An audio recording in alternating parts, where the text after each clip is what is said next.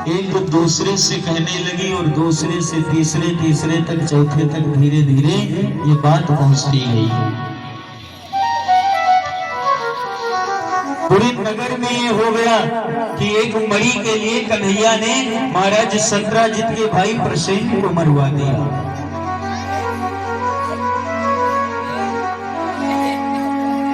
आज भगवान कन्हैया को जब पता चला, अपने नाना उग्रसेन से निवेदन किया कि मेरे मस्तक पर यह झूठा चोरी का कलंक लग रहा है और इस कलंक को मैं अपने मस्तक से अवश्य मिटाऊंगा। भगवान कन्हैया आज स्वयं इस मणि की खोज के लिए निकले। भगवान कन्हैया धीरे धीरे वहीं पहुंचे जहां प्रसेन की अस्थियां पड़ी हुई हैं, लेकिन भगवान कन्हैया ने देखा तो वहां भी मणि नहीं है। थोड़ी दूर और आगे बढ़े तो एक सिंह का शिकार है, सिंह की अस्थियां पड़ी है, लेकिन मणि यहाँ भी नहीं है। तो वहां भालू के पगचिन्ह मिले भगवान कन्हैया को। भगवान कन्हैया उसी पगचिन्ह के सहारे चलते गए तो एक गुफा में प्रवेश कर गए भगवान। और भगवान के साथ जो सैनिक थे उनसे भगवान ने कहा, इस गुफा में जा रहे हैं, आप लोग 10 दिन तक मेरा इंतजार करना, नहीं तो वापस चले जाना। और जब भगवान कन्हैया उस गुफा के भीतर पहुंचे तो क्या देखा कि एक सुंदर कन्या पलने में लेटी हुई है और इसी मणि के साथ में वो खेल रही है। क्योंकि आज भगवान कन्हैया इस गुफा के भीतर प्रवेश किए तो देखा पलने में एक सुंदर कन्या लेटी है और इसी मणि के साथ में खेल रही है। इतने में जब भगवान को देखा तो कन्या रोने लगी और जैसे रोने लगी तो आज रीछपति जी महाराज आकर के सामने खड़े हो गए। भगवान से निवेदन किया, आप कौन है? भगवान ने कहा, देखिए जो मेरे लिए मुझे चोरी का कलंक लगा है, ये मणि आप मुझे दे दीजिए। लेकिन निवेदन करने पर भी उस भालू ने भगवान को ये मणि नहीं दिया। तो भगवान कन्हैया का और रीछराज का युद्ध होने लगा। 27 दिनों तक युद्ध चलता रहा और इधर भगवान ने अपने सैनिकों से कहा कि 10 दिन में वापस ना आऊं तो आप लोग लौट जाना। 27 दिन तक युद्ध चलता रहा। अंत में जब ये रीछपति भगवान के द्वारा पराजित हुए तो निवेदन किया कि आप कौन हैं? भगवान कन्हैया ने अपना चतुर्भुज रूप दिखाया। निवेदन थे, इनकी पुत्री वही जामवंती उस मणि के साथ में खेल रही थी। जिस समय राम रावण का युद्ध विराम हुआ तो जामवंत जी के मन में थोड़ा अभिमान आ गया। राम जी से निवेदन किया, कहा प्रभु युद्ध कुछ भयानक नहीं हुआ, अभी मेरे हाथों की खुजली नहीं बैठी। भगवान राम ने निवेदन किया कि जब मैं कृष्णा अवतार लेकर आऊंगा स्वयं आकर के तुमसे युद्ध करूंगा और तुम्हारी इस अभिमान को जरूर दूर करूंगा। आज भगवान कन्हैया और जामवंत जी का 27 दिन तक युद्ध चला। अंत में जामवंत जी महाराज ने निवेदन किया कि प्रभु यदि आप ये मणि हमसे चाहते हैं तो आप मेरी कन्या जामवंती जी के साथ में विवाह कर लीजिए और ये मणि ले लीजिए। अब भगवान कन्हैया अपने मस्तक से इस कलंक को मिटाने के लिए उस मणि की खातिर अपना दूसरा विवाह जामवंती जी के साथ में किया। और जामवंती जी जो है ये जामवंत जी की बेटी है, भालू की बेटी रहेगी तो भलुए ना। अब भगवान कन्हैया सोचते हैं नगर जाऊंगा लोग कहेंगे कि कन्हैया अब तो जानवरों से विवाह करने लगे। जामवंती जी से कहा, देखो जब आप चलना और मैया रुक्मणी आपके परिचय के लिए आए और यदि आपसे कहें चलो तो उनसे एक वरदान मांगना कि मैं तभी महलों में चलूंगी कि मुझे आप अपने बराबर सुंदर बना दीजिए। और जैसे भगवान कन्हैया विवाह करके आई, मैया रुक्मणी परिषद के लिए आई। कहा बहन महिलों को चलो। मैया जामवंती जी ने रुक्मणी जी से निवेदन किया कि आप मुझे अपनी सुंदरता प्रदान कीजिए। अब रुक्मणी जी ने वरदान दिया तो मैया जामवंती भी रुक्मणी जैसी सुंदर हो गई। तो भगवान कन्हैया ने दूसरा विवाह मैया जामवंती जी के साथ में किया। बोले कन्हैया लाल की। आइए मुसलमान ये मणि लेकर के वापस सत्राजित महाराज के पास आए। जामवंती जी के साथ में विवाह करके ये मणि लेकर के महाराज सत्राजित के पास आए। कहा देखिए आप कह रहे थे कि कन्हैया ने मणि के लिए भाई बुरसेन को मरवा दिया।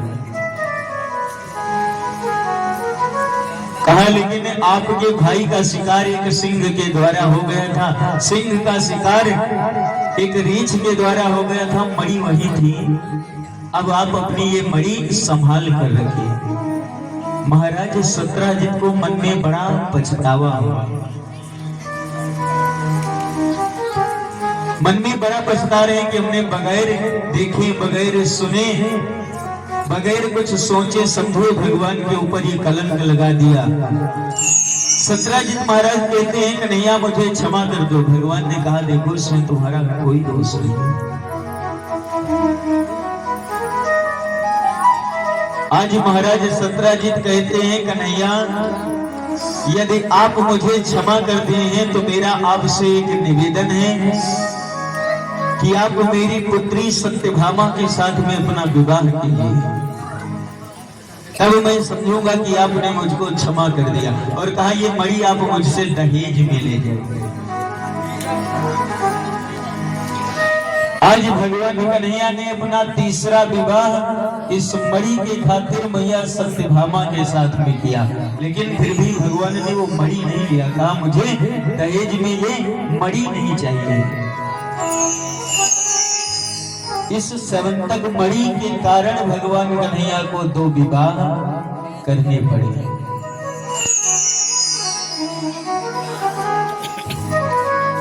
और एक रोज की बात की भगवान कन्हैया अर्जुन जी के साथ में यमुना जी की ओर बढ़े रथ लेकर के। तो क्या देखा कि यहाँ पर एक सुंदर स्त्री बैठी भगवान का पूजन कर रही है, ध्यान कर रही है। अर्जुन जी ने रथ को रोका और जाकर के कहा आप कौन हैं?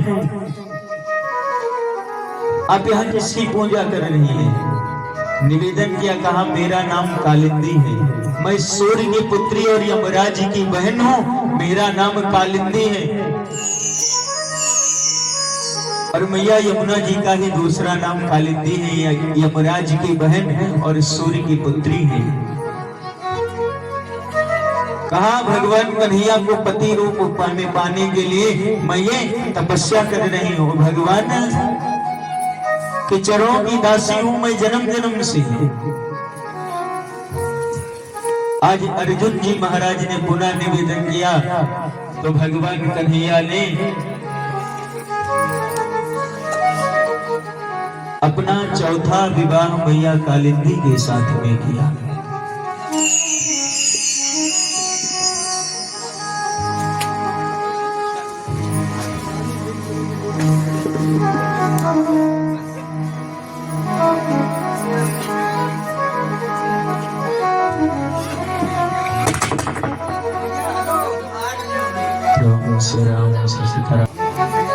और श्री सुखदेव मुनि कहते हैं राजन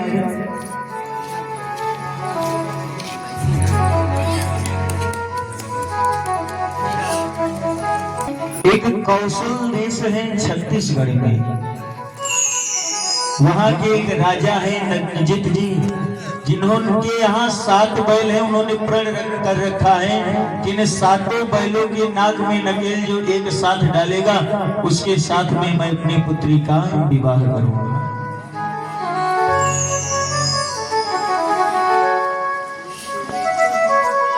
सारे राजा आए देश देश से, सबने अपना अपना बल अजमाया लेकिन कोई न कर सका। भगवान कन्हैया ने सातों बैलों के नाग में एक साथ नकेल डाली तो भगवान ने मैया सत्या के साथ में विवाह किया।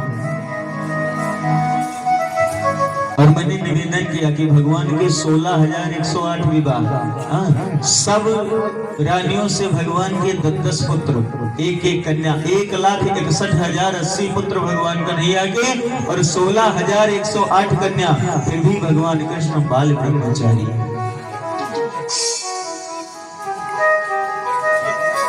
इसीलिए मैं निवेदन करूं कि भगवान कन्हैया जो गीता में कह गए और राम जी जो अपने जीवन में कर गए उसको अपने जीवन में उतारें। हाँ, और भगवान कन्हैया जो अपने जीवन में कर गए उसको उतारने की बिल्कुल सोचो ना, क्योंकि करना बड़ा मुश्किल है। आज के 1,61,080 पुत्र, 108 कन्या, वो बाल ब्रह्मचारी। लोग उदाहरण बड़ी जल्दी देते, लेकिन भगवान कन्हैया की कोई बात हो तो हाँ, लोग शंकर जी का, अभी कोई गांजा पी रहा उससे कह दो भोलेनाथ का प्रसाद है, भोलेनाथ विषो पिए, हम कहे तो मुंह मारे खाते।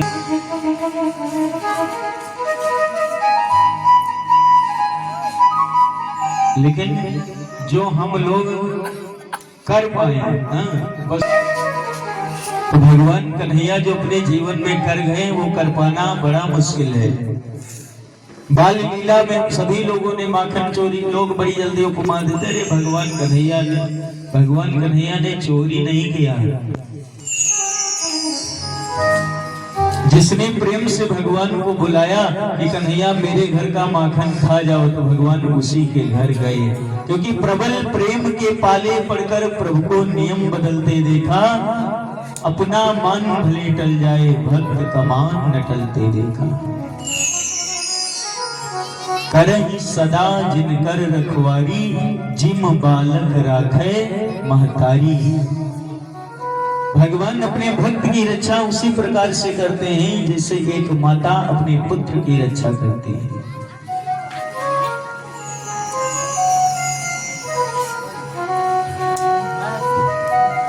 और भगवान ने छठा विवाह मैया भद्रा जी के साथ में,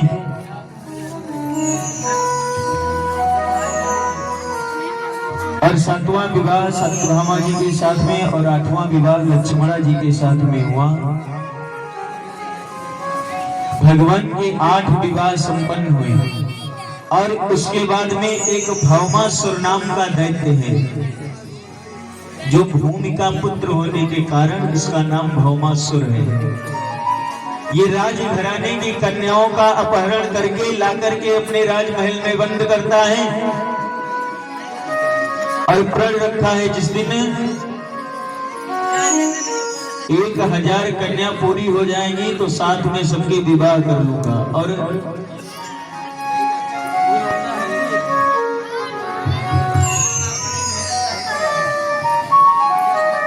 इसके एक मंत्री है, उसने कहा 1000 क्या, हाँ आप चाहो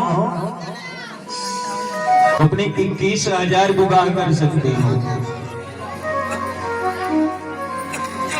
इसीलिए कहते संगत ही गुण आते हैं और संगत ही गुण जाता है। प्रण पहले 1000 का था, मंत्री जी ने कह दिया। देखिए कभी अपनी बड़ाई सुनकर के ज्यादा प्रसन्न नहीं होना चाहिए, हाँ कि लोग अपनी बड़ाई सुनकर के बड़ी जल्दी प्रसन्न हो जाते हैं। लेकिन ध्यान रहे कि अपनी बड़ाई सुनकर के कभी प्रसन्न नहीं होना चाहिए बगैर उचित और अनुचित का विचार किए हुए। आपके बारे में कौन क्या कह रहा है ये मायने नहीं रखता है, आपके बारे में कौन कह रहा है ये मायने रखता है कि वो आपका लाभ चाहता है या आपका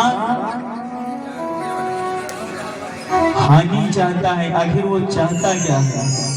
कभी अपनी बड़ाई में प्रसन्न होकर के कोई कार्य नहीं करना चाहिए, क्योंकि जब ज्यादा क्रोध हो मन में तो कोई निर्णय नहीं लेना चाहिए, और जब ज्यादा खुशी हो मन में तो कभी किसी को कोई जुबान नहीं दे देनी चाहिए बगैर कोई विचार किए हुए।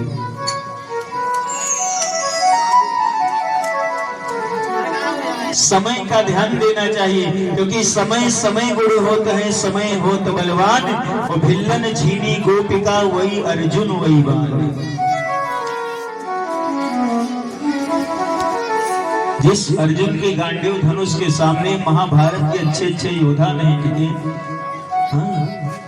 उन्हीं अर्जुन से भगवान की गोपिकाओं को जंगल के कोल बिल छीन ले गए। अर्जुन कुछ नहीं कर पाए। वही अर्जुन थे, वही बाण था।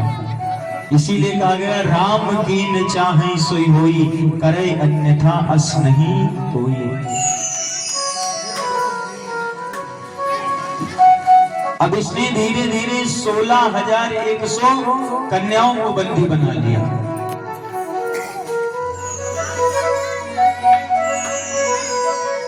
मैया सत्यभामा को इस बात की पता चली तो भगवान कन्हैया से निवेदन किया कि आप उन कन्याओं को उसके बंदी गृह से छुड़वाइए। भगवान कन्हैया सत्यभामा जी के साथ में पहुंचे, भौमासुर से युद्ध करिया, भौमासुर का उद्धार किया और उन 16,000 कन्याओं को भगवान कन्हैया ने बंदी गृह से अपने हाथों से एक एक के हाथ पकड़कर बाहर निकाला और कहा आप लोग अपने अपने घर जाओ। आज कन्याओं ने निवेदन किया कि भगवान